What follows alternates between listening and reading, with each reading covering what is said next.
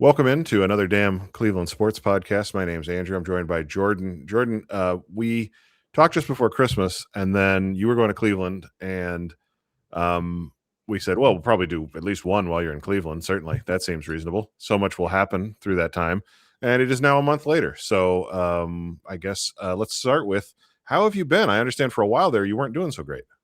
I guess we haven't spoken in 2026, so happy 2026 to Yes, Happy you. New Year to you and yours. Yes, I know that you didn't I heard a rumor that a bat got your phone and just took it. So Oh yeah, so we've both got that's updates. yeah. So we've been emailing, and that's Mhm. been fun because that brings me back to just the purity of my youth, just Mhm. emailing people. Mhm. When you were excited for new emails, that was Yeah. a time. And it's really nice to see an Andrew pop up in my inbox. So that's fun.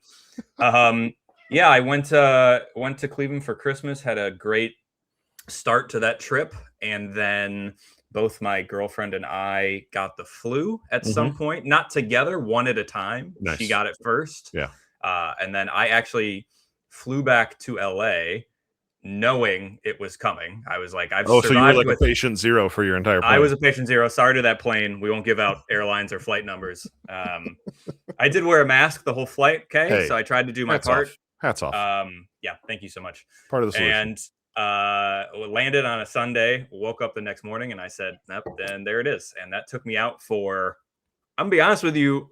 It was not until like a week and a half before I felt like I could like function as a human again. It Yeah. is. I've not had the flu in a while, and yeah, it's not. I wouldn't recommend it. I wouldn't. Okay.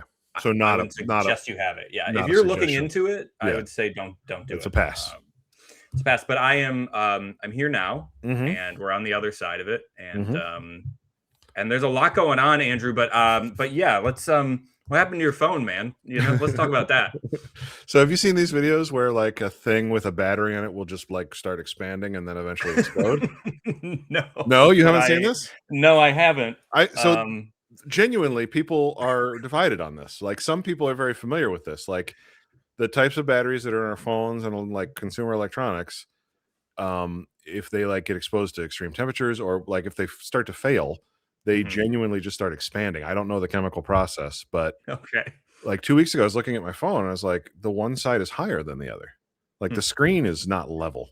Yeah. And the it really was like that the battery was just slowly expanding. Okay. And when that happens, if you charge it or drop it, it can rupture and like just start a fire because it just starts shooting like flammable material, I guess. Yeah, And it if seems there's bad. yeah, so you have to stop using it immediately. And then I my phone is a Google phone, and so um they'll send you like a special box that you have to sort of encase your phone in like Oh my multiple god. layers of things so that it can be shipped through the UPS safely. Also cross country to California. So like it kind of very much the same thing. We They're were on very the same flight, actually, me and your phone. So so it's I got a replacement truly yesterday, and so I was without a phone for 2 weeks, including a business trip. oh, And I speaking of things I don't recommend is trying to exist in the year 2026 in a travel situation where you yeah. don't know where you are and you're going from place to place without a phone, or like because then I didn't have a backup or anything, so I had no internet. So I'm just like if like I'm in a car, I'm just disconnected from the world. That's not an acceptable state of affairs these days. No. I That's I I couldn't look up restaurant reviews for 4 days. I'm in rural North Carolina trying to survive on just pure guile. oh, yeah, you might as well not have even existed. You weren't even a person on this earth for a little while. Well, I mean, listen, I still ate pretty well, but like that thing of like when you're in a town that you've never been in, Yeah. if you're thinking about dinner, you're not gonna just like look at a map like a Oh, right, like some sort of savage. You're gonna like some sort of peasant. You're not gonna ask a local. That's brother, people give the absolutely not. worst Yeah. recommendations. No, Like, they I don't do. know if you've tried that before, but nobody gives good recommendations anymore. No, they don't. They don't. Um, yeah, so that was me, and, yeah, like you said, nothing has happened in the intervening month since we spoke. No. I don't really wanna go back to the Browns' end of the season, except just to say that it's hilarious that they did what they did. No. Total self-sabotage, which is very on brand. But Uh, you are forgetting that they have banked 2 culture wins, yeah. and if you get to 10 culture wins Uh, in Free at, sub. at any point, yes, you get a free sub. You get there's some benefits that come with that. So Like a they 6-inch. are Yeah. yeah. So So, people making fun of the culture wins yeah. are not a part of that. They don't have that punch card. So No, no, and they that's don't on them. like it's a tuna salad sub, if I remember correctly. It's not even one of It the good is, and ones. it's not for everyone. No, it's not fresh. So yeah, I mean, just hilarious. And then obviously they fire Kevin Stefanski, Yes. keep the general manager, which was kind of had been reported for a little bit. And I think we spoke about that the last time. Just Hmm. that they were going to kind of split them up, and they did. And I think the most important thing, and where I want to start, Jordan, is that it's been I think 3 weeks since they fired the coach, roughly. Well, 2.5, I guess, to be fair to them. And Kevin Stefanski has a job. Yeah. And I would say, I mean, in a lot of ways, I view it as an upgrade on the job that he had. And the Browns haven't hired a coach. So and have been turned down by uh, a coach who decided to take an offensive coordinator job rather than interview for their head coaching gig. And I mean, I don't know if you can say that they were turned down by John Harbaugh, but he certainly wasn't like holding things up to get a sense of where the Browns were at in that whole thing. So yeah, I just overall my sense is that they are in a bad spot here. I don't know if you have a different opinion. Yeah, I think I slightly do. Great. I think I push back on that a little bit. Not that I think they're in a good like the Browns are not in a good spot Hmm. in any way, shape, or form. Their roster, they don't have a coach. They have a GM that a lot of us thought should have probably gone with the head coach. Um, I will say though that I have been appreciative of the candidates that they have avoided. Okay. Uh, and I Who? do think mostly Mike McCarthy. So Oh, okay. Gotcha. yeah, I mean they have really not spent a lot of time on retreads aside from obviously Jim Schwartz, who I don't really understand what's going on there. It is very funny to me that like the only really candidate you've heard like they really like him, they really want to keep him. Oh man, they wish they could just keep him. Has been from Jim Schwartz. So shout out to his agent or him or whoever, because like if that was the case, they would have just hired him as their head coach. I think if they loved Jim Schwartz, I would say that it's kind of twofold because yeah, you're not going to get a John. I just those coaches are not realistic. Like you're not going to get a John Harbaugh. You're not going to get somebody who's been like if Mike Tomlin was interviewing, which he's not, but like I don't think you're getting anybody that has had a front row seat to the Browns organization for the last X amount of years, and they brought that on themselves. So they do, in a way, have to look at sort of outside of the box candidates or some of these bigger names that they are just not going to get. I don't know if Mike McDaniel could be considered a bigger name, but to be fair, he was. I think there were other teams looking at him for offensive coordinator. I think maybe he was always going to become an offensive coordinator. And if I was him, I don't think the job after how it ended in Miami that I would want to take would then be the Cleveland Browns. Like Sure. I don't Yeah. that just as a matter of rehabilitating your image a little bit. I think that would have been a tough move. I think that there's no way to know whether somebody like the Jaguars offensive coordinator Grant Udinsky, who they seem super high on, or Nathan Shielhaus, the passing game coordinator for the Rams. Like, Some podcast I was listening to said Scalise, ooh, and I was okay, like, no, I don't that think so. that certainly can't be correct. Yeah, I mean, like, there's no way to know if they're going to be good or not. I'm never gonna like sit here like I didn't know anything about either one of them until this coaching search Correct. came out. Yeah. I will say that I lean toward like for the Browns. I would rather them if this is the group of candidates, right? Well, They chose to.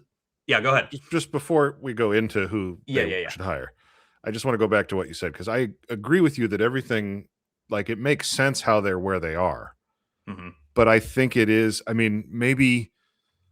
I guess what I'm trying to say is there has been like, I think a lack of consensus internally amongst Cleveland fans about where they're at as an organization, right? Sure. Like that they're closer than people think. No. Right. That's what I'm trying to get to, is that Okay. the temperature in the league is, ugh, right? That's very much the energy, right? That this is not a position that a lot of people want to find themselves in. And I don't think, I mean, I think Kevin Stefanski is obviously very well thought of in the league. I think, we can have a conversation about, like, do we think some of the liabilities that cost him in Cleveland are already showing up again, hiring Bill Callahan Mhm. again to go down to Atlanta? Like, they already had a really good offensive line coach, run game coordinator guy who's getting like all sorts of press around the league, and a valuable candidate. He kicks him out and hires Bill Callahan. And Callahan was bad in Tennessee. Like, that offensive line was bad. It got better after he left this year. So there are some things that Kevin does. I mean, maybe I heard Bubba Ventrone might join him. Those are liabilities in my mind in terms of Kevin Stefanski as a coach. And it's disappointing to me that he hasn't learned. But in terms of just where the rep is in the league, the coach is in a better position than the team. And For sure. yeah, and I think it really, when you think about now, so take that knowledge and then look back at what this season was. This season was about Kevin Stefanski kind of hoping to get fired because he didn't want to quit, because NFL coaches aren't allowed to. And so he could go someplace else and be more successful. And I think, like, I don't know. I don't think that's a particularly controversial thing to say, but I do think for a segment of the fan base that has wanted to believe that they're close to getting back to where they were in 2023 or 2020, that it should be a wake-up call that they are back. It's more accurate to say that they are back into the, like, bottom tier, bottom 8 worst teams situations in the league. And I don't think that's particularly controversial.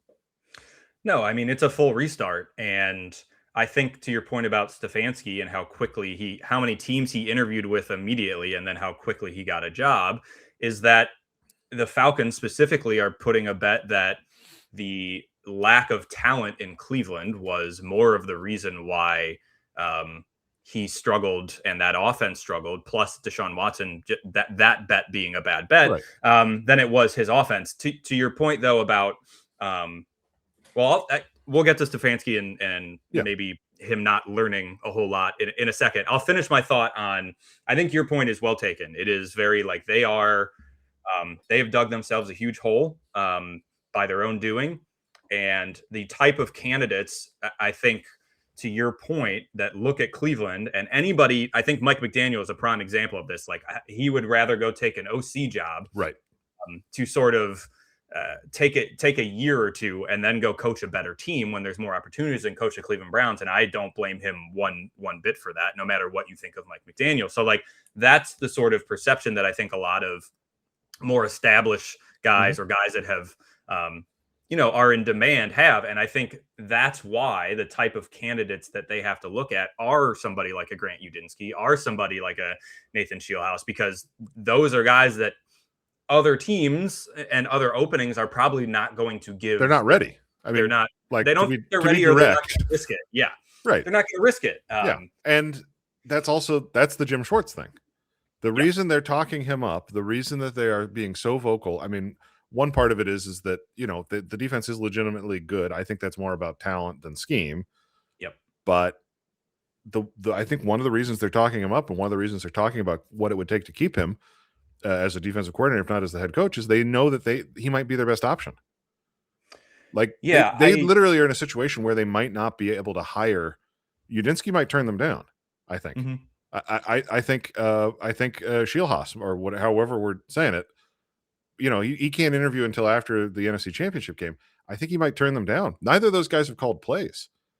And I think to your point about McDaniel, understanding that his stock in 2 years is much stronger if he goes and lights the world on fire with Justin Herbert than it would be if he goes to Cleveland and gets fired after 2 years. I think it's the same exact calculus for these young offensive minds. And I think the result might be that they have to settle for Jim Schwartz being the head coach. And I have to say that would be a catastrophe for the Browns organization, because he's not going to fix the offense. That's for damn sure.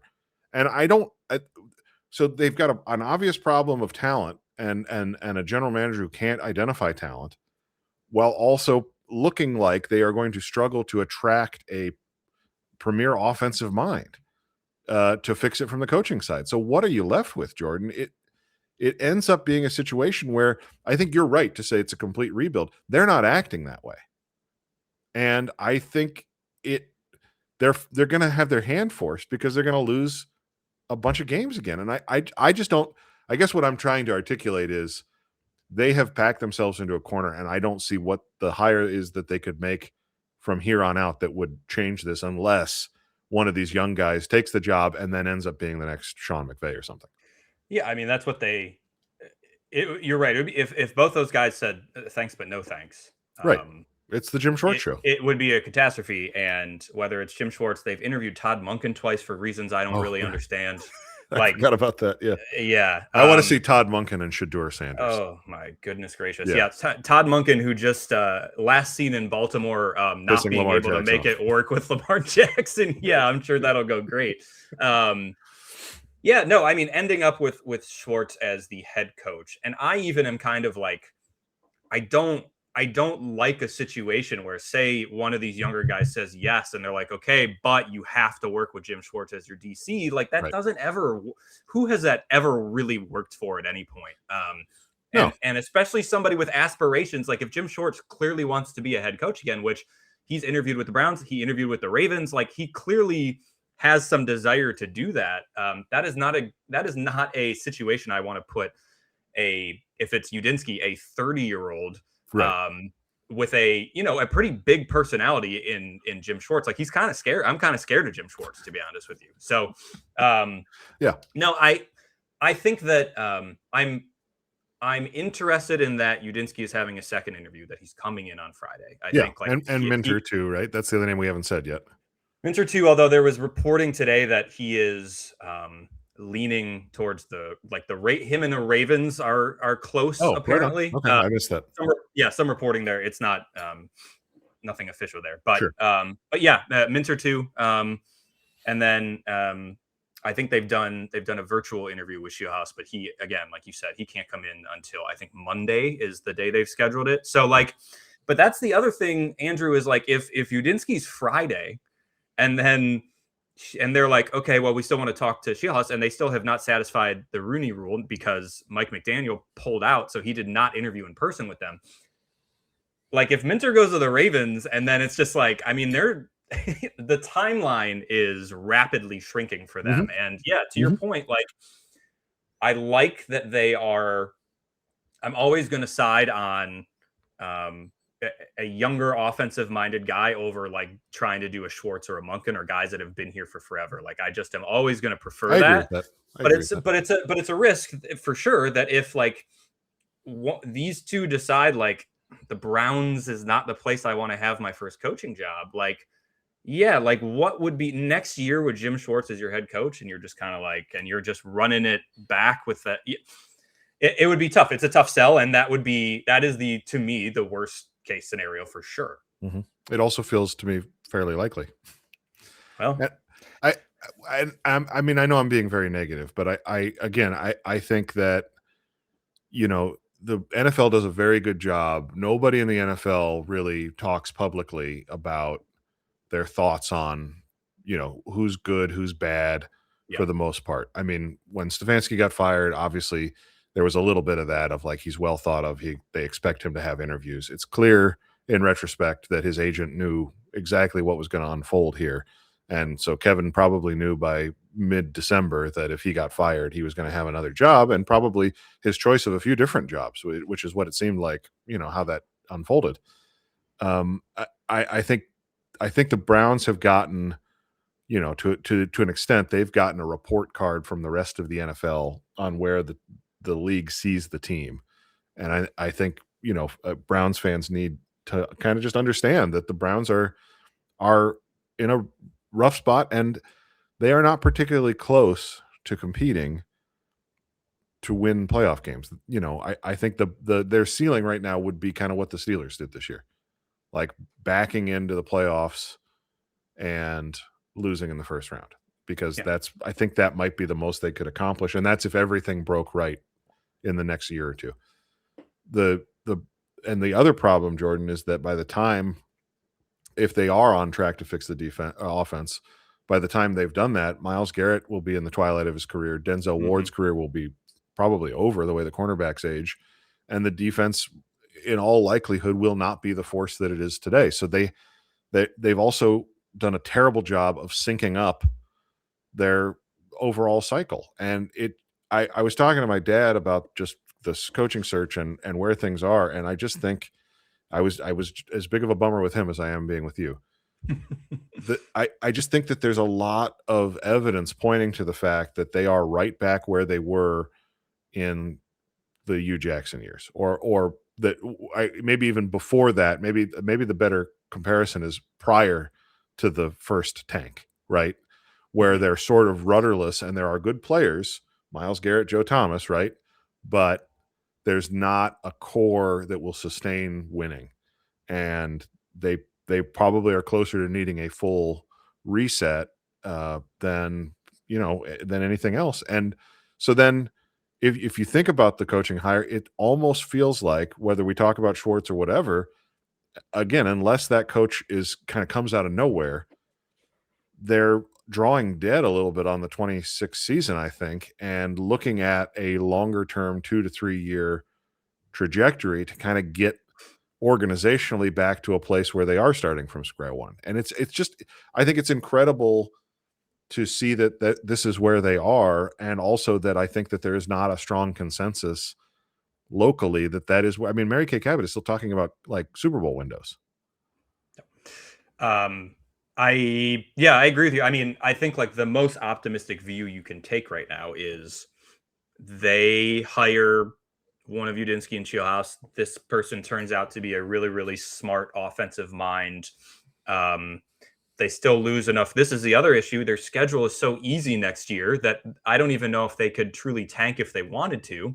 Right. But, let's say they lose enough games where they're picking in the top five. They can package some picks together, because now the quarterback class in 27 is much more robust than I think a lot of us thought it was going to be this year, with how many guys ended up going back to school. Sure. But so that's the most optimistic view you can take. Okay, you take a quarterback, whether it's like an Arch Manning or a Dante Moore or a Lenore Sellers, or like whoever is coming out that they're interested in, and that quarterback starts playing well, and you go from there. But then you're right, to your point, that's still X amount of years down the road that you feel like the offense is going to be in place where you can legitimately like compete to make a deep playoff run. So they have not only started from square one, but then they also played I know like Mendoza is really the only maybe quote unquote franchise changing quarterback in this draft, and you never know, but like they played themselves out of the number one pick by winning 2 games in a row to end the season. So they couldn't even get sort of a head start there.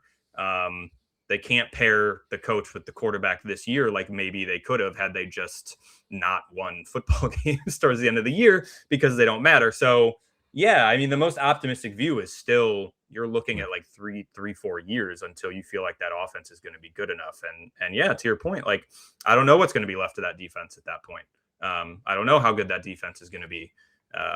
It's certainly probably not going to be as good as we've seen the past couple of years. And yeah, they swung and missed at almost everything since Deshaun Watson. So yeah, man. I mean, yeah, it is a downer. I will say I feel more. I think I maybe feel a little more optimistic than you on the coaching search. I do think the two younger guys seem legitimately interested, and but that doesn't guarantee anything. So Yeah. Again, I'm hopeful that it doesn't come down to Schwartz, but we're just gonna have to wait and see. But yeah, they gotta wrap it up, boys. We don't have that much time left, so Yeah. everybody's gonna be gone. So if you were picking based just on what we've heard so far, and I think the other name we haven't really mentioned is Dan Pitcher, the OC from the Bengals, Yeah, who I think is not getting a second interview, right? But maybe will, yeah, based on how maybe this is will. Yeah, going. he But sort of he. It doesn't seem like he initially his name came out, and then I haven't really heard him yeah, it attached really to the cooled Browns off since. quick. Yeah, But your pick, I mean, it seems like your pick as of now would be Udinski, huh?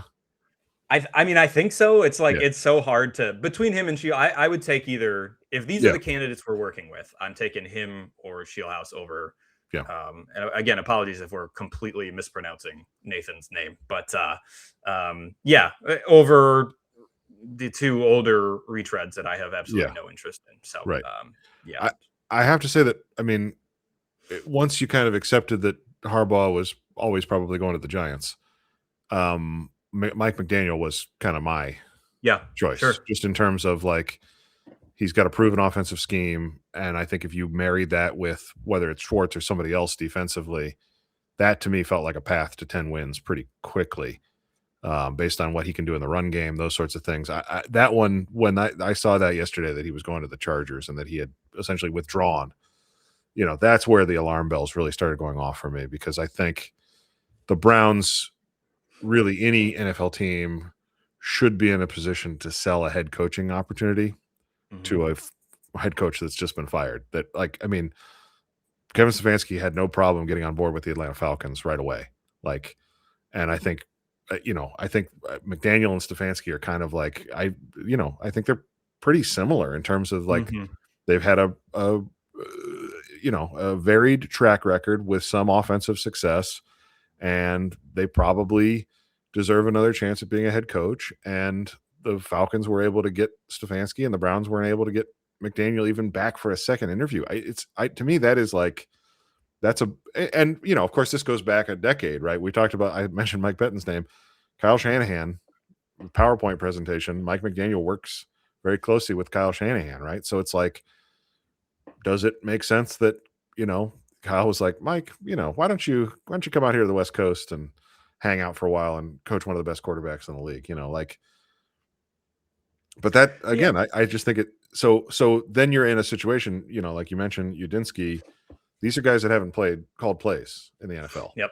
So I like the Jacksonville offense. I think probably Liam Cohen had a lot to do with it, judging, based on what we saw in Tampa last year. But I mean, I like Kevin O'Connell and what he does. It's the right, to me, it's the right area to be looking in.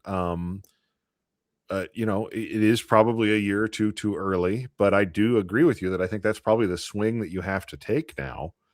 And I think it's just very interesting to see what the calculus is for those young guys, if they feel ready to take that on. The stuff with Udinski specifically, have you watched these clips of him like in press conferences and stuff? And like like Peter Schrager is like pumping him up, Well, that's what's so funny is like, and this is why I say none of us have any idea, like, why all of a sudden, like now, because a team identified them as someone they want to interview, and now, these people are like, all these insiders, quote unquote, too, have connections and have their own agendas, and it's all so like nefarious and weird, and it's like I would hope he could talk football.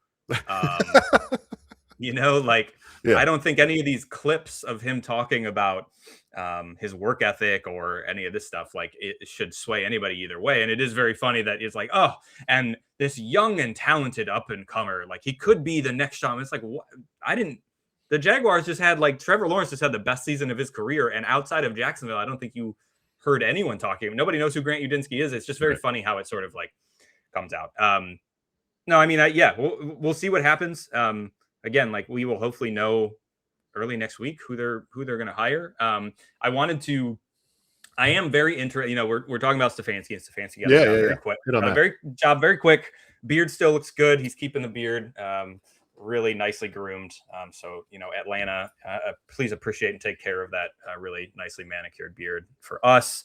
But yeah, so you mentioned he's bringing Bill Callahan. I don't know if you saw, because this happened a short time ago. He's also, Tommy Reese is coming with him as his offensive coordinator. Great. I'm so happy for them. Yeah, I tweeted this. I'm fascinated by Stefanski being like, why don't we just run it back? Hey guys, we had a lot of success these last couple of years. Why don't we just run it back? And I think, like, for as much as I liked Stefanski early on, I think we probably both agree that his biggest issue, regardless of what the talent was on the team, is that the offense got stuck in the mud, and he never really found a way to adapt his offense at all. And it is like, listen, I think the offense looked like a tiny bit better with Tommy Rees calling plays, I guess. I agree with that. But were I a Falcons fan, might be a little like, I mean, listen, guys are going to take, this is the NFL, it's a boys club. Like they're going to take the people they're familiar with along with them. But I would say probably one of the biggest critiques of Stefanski was the same thing with Joe Woods, and probably fired him a year too late. Like, is that and Ventrone and is like he sort of hangs on to some of these guys when there's not really any reason to hang on to them. Or it's just like they are very much also making the bet, as the Falcons are, that, hey, it wasn't our fault. We didn't have talent and we couldn't do anything, which I think is shirking the responsibility a little bit of like, yes, but your offense looked like the most basic, vanilla, teams knew exactly what you were doing type of offense that we've seen in a long time. And so I'm a little fascinated by what's going to happen in Atlanta with Stefanski essentially being like, I'm taking the guys from Cleveland where things did not go well recently, and I'm just taking them to in Atlanta. So yeah, anyway, are you excited have you texted Tommy Rees congratulations yet? No, I wanted to give him some time with his family first. Yeah. I think you make a great point, Jordan. It is, from one perspective, ideal, because this is like laboratory conditions to answer the question that we were absolutely like beating each other over the head with for the entire season, which is like, is this the talent or is this the coaching? So literally they're just going to pick up the offensive infrastructure from Cleveland, move it to Atlanta, add Bijan Robinson, Kyle Pitts, Drake London, a quarterback, question mark. Yeah. A better offensive line, certainly. And they're going to just do that. And it's like, I agree with you. I have the same qualms that you do, but from a like, let's learn about the NFL. Let's just say this. If the Falcons have a top 5 offense or top 10 offense even, and the Browns are still stuck in the mud with like a bottom of the league offense, regardless of who they hire, it's going to be pretty goddamn clear what has just transpired and that Jimmy Haslam chose the wrong dude. Well, that'll be the thing. It'll be like, well, the person whose fault it maybe really was is thriving. Still, you said, No, I mean, like the right. No, the culprit's still in the building. Yeah, yes. and the guy who we fired is doing great. Yeah. So no, I appreciate it from that perspective that we will know for sure, and probably the way the NFL works, it'll be like the Falcons have like the 14th best offense, and it's not conclusive, and we can't really say, but there'll also probably be a game or two where they put it on somebody and it feels real bad to watch everything Kevin Stefanski did work there. And I mean, the teams are playing this year for another thing. I believe it's in Cleveland.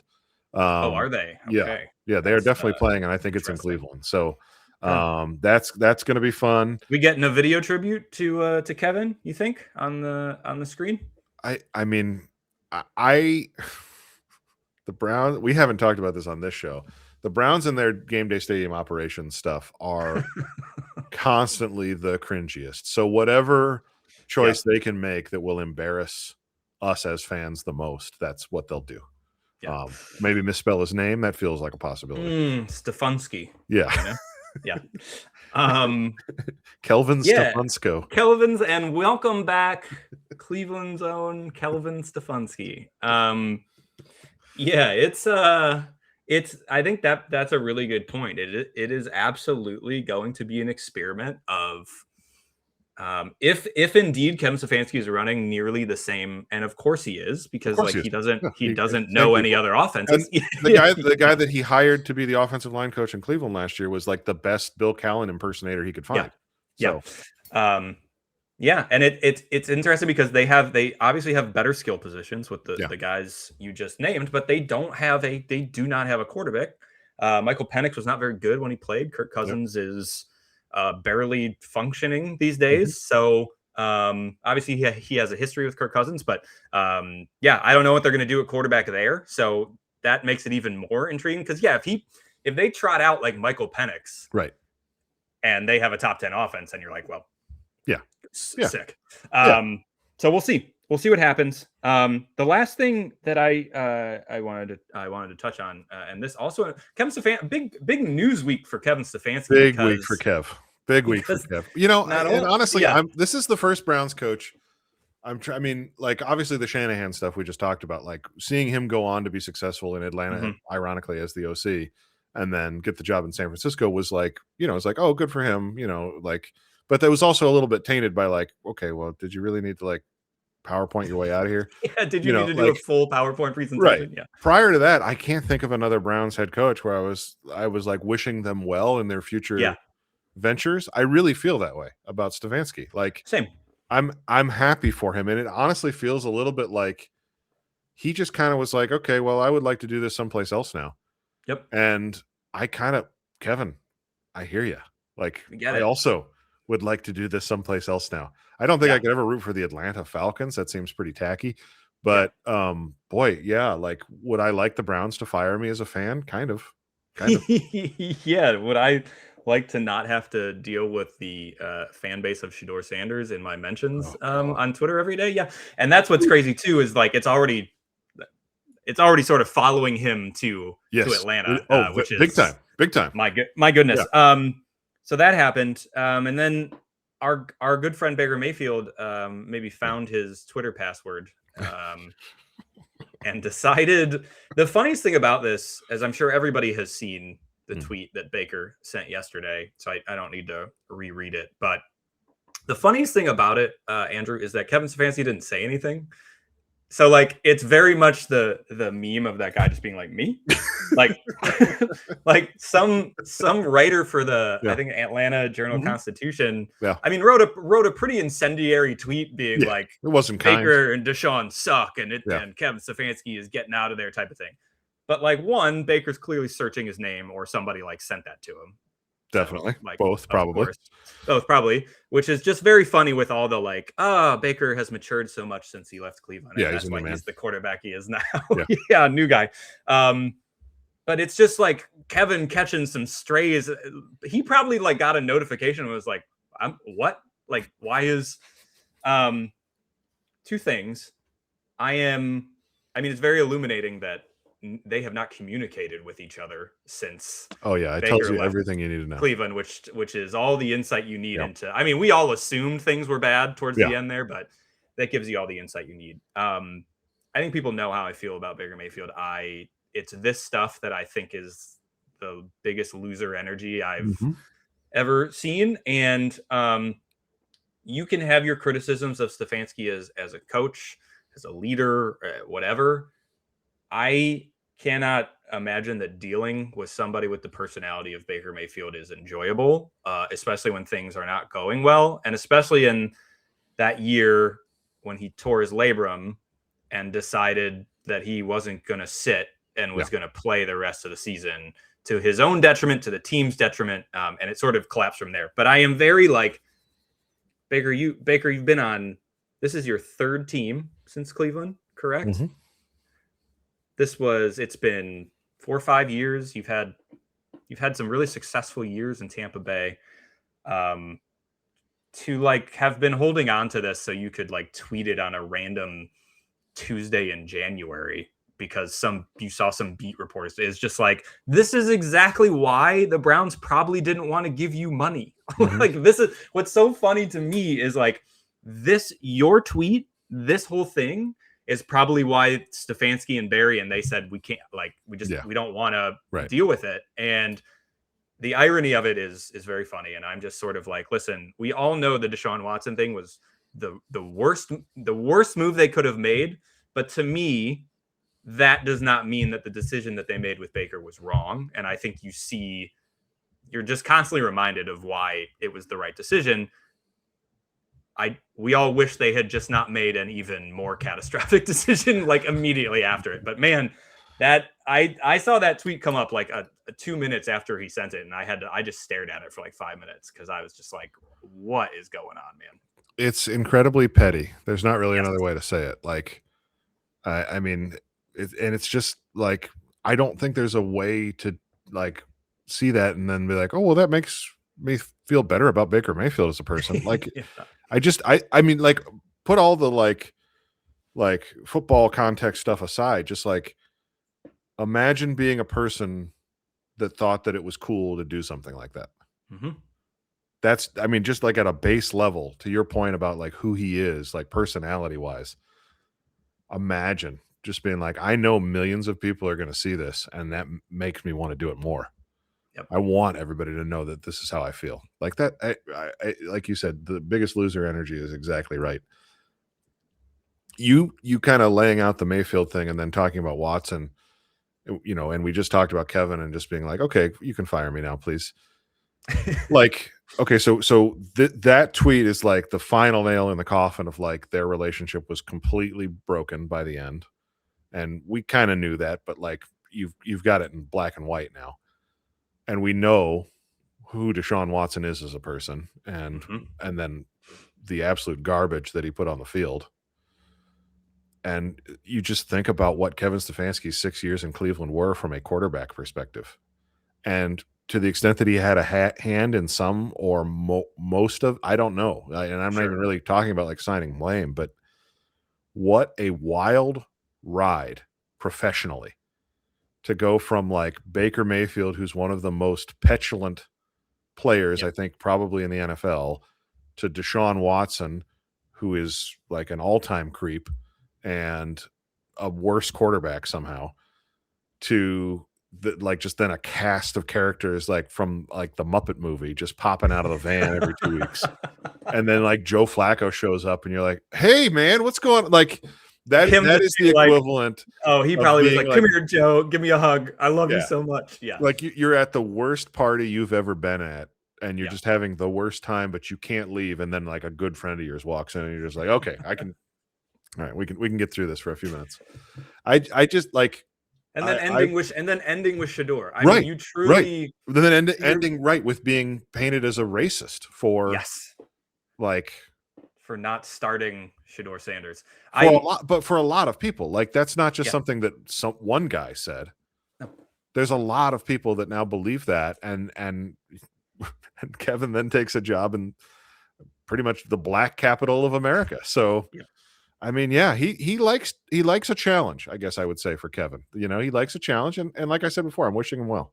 He likes a challenge. Look, I don't think he's blameless in the stuff that happened with Baker. No, I think they probably both got to a point where like neither one of them even cared to try to make it work anymore. And like as a coach, I think that's not a place you want to get to. But yeah, I mean, it is an official end of an era, of the Stefanski era, and it started out so high and it just plummeted so high, and you just don't see. I mean, honestly, maybe Mike McDaniel's tenure in Miami is on a similar trajectory there. But like you just rarely see that big of a swing where you think your team is this ascending. You win a playoff game in your first year. You almost get to the AFC Championship. You basically bring back that same team, and then it just goes sideways so quick. And it just, I can only imagine. I mean, he was just probably exhausted, no matter what his hand in all of this was. Yeah. Like you just would be like, I need to go somewhere else and have a fresh start, because this, and especially this past season where you're losing and there's the Shador stuff and the Dylan Gabriel stuff, like just, that seems like a nightmare. And so I also wish him well. I hope someone rechanges Baker's password so we don't have to, he can protect him from himself. I strongly disagree. I would love, because then we wouldn't have content. I would love for him to self-immolate over the offseason, like just burning whatever's left of his reputation, and then they get to play each other, twice a year. It's perfect. It's going to be the Hugh Jackson situation where the stare down, the who was the player that handed Hugh Jackson the football after the interception? Russell, right? Or Demarius Russell? Yes. It's fuzzy. Anyway, no, I mean, that's two storylines next year coming out of the NFC South that we as Browns fans are going to be very interested in. Yeah. I mean, look, I articulated before why I'm kind of down on the Browns and their prospects for 2026. I probably am more excited to watch the Falcons. Yeah. which is Go. perverse because I was excited about them getting rid of the coach because it was his shtick got tired here, Yeah. but I don't know. I mean, I think that, the last thing I would just say in terms of like the Browns and their prospects is I think it will be very interesting to me how they choose to handle the quarterback situation, because I think a few things. I think number one, I think you kind of almost can't afford to even bring Shador Sanders back, Mhm. given how much nonsense surrounds him. I think I am very curious if they do hire one of these young offensive coaches, if they try to make Deshaun Watson a thing, Yep. because he's going to be on the roster Yep. and he's probably, from a like natural talent perspective, the most talented player, just in terms of like what he Well, certainly what he can do on the football field, right? for sure. And you mentioned you were chatting with your dad about stuff. The last conversation I had with my dad, and he actually made it, he was like, I mean, what veteran can they honestly acquire that is Exactly. going to be, Malik they're Willis. already paying, Right. The answer would Deshaun be Malik Watson. Willis. If you wanted to Exactly. spend $30 million or something, 25 for a 2 year, 25 a year. That's right. You can't just get him on and that's the thing. No, Malik no, no. Willis Yeah. is not going to want a 1 year deal. So like you're No. going to be locked into somebody. So Yeah, he would get like as, the Sam Darnold in Minnesota yep. plus, essentially. And so then it's like, okay, well, what does that look like? And if they do something like that, then Jordan, are your backup quarterbacks going to really be Sanders and Watson?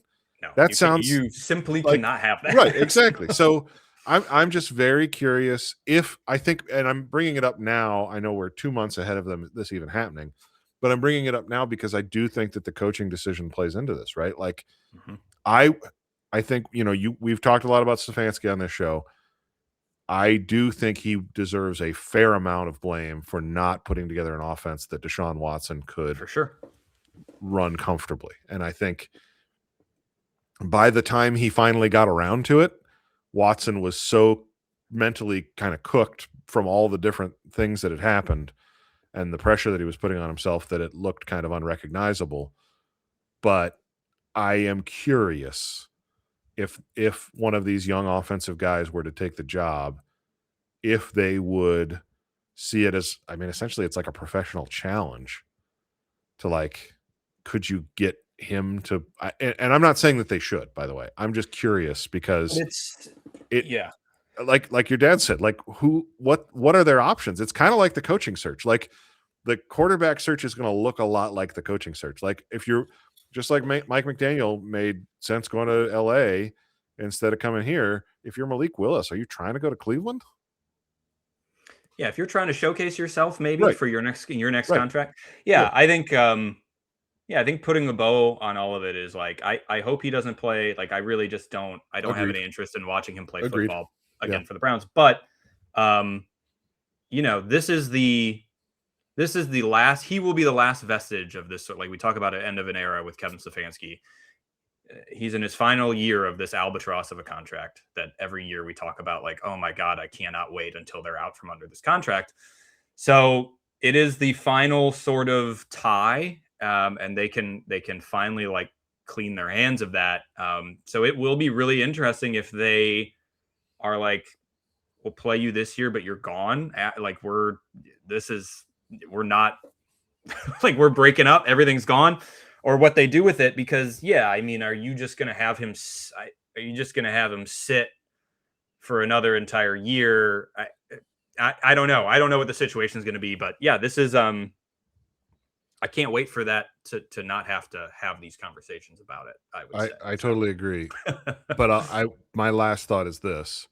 We talked already about the 27 draft, Yep. and the team is kind of too talented to probably to guarantee the first overall pick. And it does seem like it is going to be like a fairly fierce competition for Arch Manning. Like he Mhm. finished the season playing really well He for did. Texas. And we know how Jimmy Haslam feels about the Manning family. So if like if they strike out in the coaching search and it's Jim Schwartz, Yeah. Why on earth wouldn't you just play Deshaun Watson for 17 games of the worst offensive football in the history of the world? Yeah. Make Yeah. him the sin eater for everything wrong with the Browns franchise. I want to see this guy go out and throw for 1,000 yards in 17 games. I want to see him throw 45 picks. I want to see him eat 80 sacks. And I want to see the Browns start a team with just tight ends by week 17. Yes. Like, Agreed. some of them won't be eligible. It's going to be a tight end snapping the ball. It's going to be 2 tight ends at guard. I want to see them disrespect offensive football to such an extent that they get investigated for tanking and pay a penalty, but it's still not the first overall pick in 2027. And then when we open the dome, we got Arch Manning. Oh my goodness gracious. That would be the only way I would be excited about Jim Schwartz, if that is a scenario that comes with it. Right. That it's and it's just like, Jim, we appreciate you, bud. Here's a check for $10 million. This is going to be rough. Yeah. Be rough. A You can newborn fight baby. whatever head coach you want to fight. Yep. Any of these guys you want to try and have like an aggressive handshake with, go for it, man. Yeah. Deshaun, you're gonna have a newborn baby snapping you the ball. Your running back will be a third grader. Miles, take the year off. Miles, You set the sack record, bud. Take a year off. Yeah, go dig up some dinosaur bones. Come back when you're done. Off. Yeah, we'll see you next year. Stay fresh. Yeah, man. I think a lot of us probably. I mean, the thought occurs to me that in all seriousness, that they might be contemplating Andrew Berry and the way that his brain works and the way that they think about these things. There have been rumors floating around that like Haslam is going to do whatever it takes to get Arch Manning. The straightest path is giving Deshaun Watson the football and letting him cook. Yeah, letting him cook, and the product would be somewhere in between an Arby's and a. I mean, I don't want to disrespect Arby's. Their curly fries are great. Sure, so let me take that. Let me take that Well, back. it's like a wet Arby's. Like if you bought Arby's and then left your sunroof open, and it was just kind of in a puddle of water. Yeah, there you go. Okay, Like no, that's Arby's. good. Yeah, that's a wet Arby's is what they're looking for. That's what Watson would be putting on the field. I think that is the perfect way to end this episode. Is talking wet Arby's.